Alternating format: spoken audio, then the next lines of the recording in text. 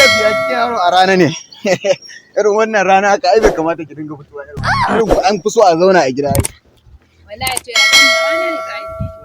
Iyaye ne a bisa idea da suka ce shi da ai. A nan yana kike ne? Ai ni nan da ke gani na digiri na shida. Da NCE kenan.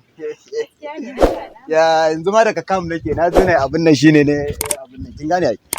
Wallahi. Ya gari. To ma da ina zuwa ne in raka ki ne ma wai to mu je zuwa in taka miki mana mu je bismillah. Yawwa babe.